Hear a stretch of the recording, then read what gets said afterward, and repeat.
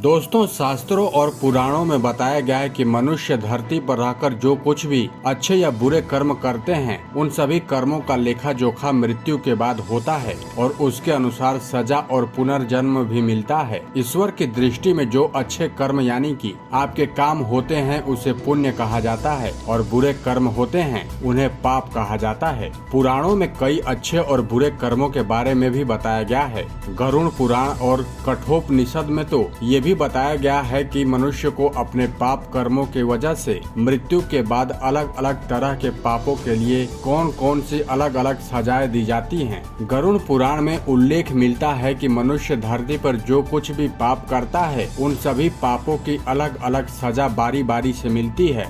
यम के न्याय में किसी भी पाप की सजा से बचा नहीं जा सकता है। गरुड़ पुराण में बताया गया है कि पर स्त्री पुरुष संबंध रखने वाले को लोहे के गर्म सलाखों को आलिंगन करवाया जाता है। जो पुरुष अपने गोत्र की स्त्री से संबंध रखता है उसे नरक की यातना भोग कर लकड़बग्घा या फिर शाही के रूप में जन्म लेना पड़ता है। कुंवारी या फिर अल्पायु कन्या से संबंध बनाने वालों को नरक की घोर यातना सहने के बाद अजगर योनि में आकर जन्म लेना पड़ता है। जो व्यक्ति काम भावना से पीड़ित होकर गुरु की पत्नी का मान भंग करता है, ऐसा व्यक्ति सालों तक नरक की यातना सहने के बाद गिरगिट की योनि में जन्म लेता है। वहीं मित्र के साथ विश्वासघात करके उसके पत्नी से संबंध बनाने वालों को यमराज गधा की योनि में जन्म देते हैं। लेकिन व्यभिचार और धोखा देने वाले से भी बड़ा एक पाप है जिसकी सजा बहुत ही कठोर है। महाभारत के समय एक व्यक्ति ने ऐसा पाप किया था,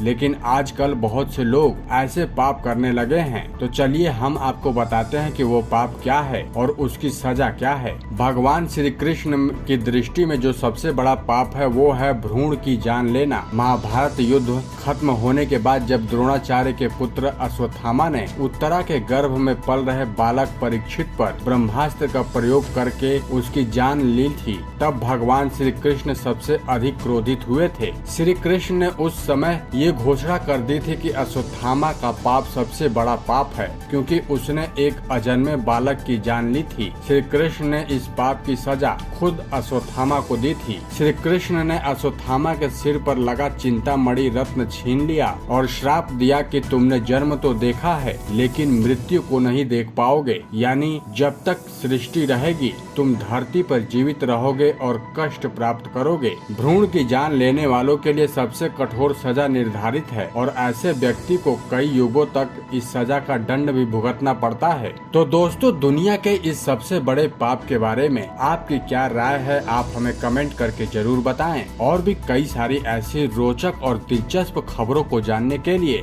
आप हमारे चैनल द डेली न्यूज को सब्सक्राइब जरूर करें।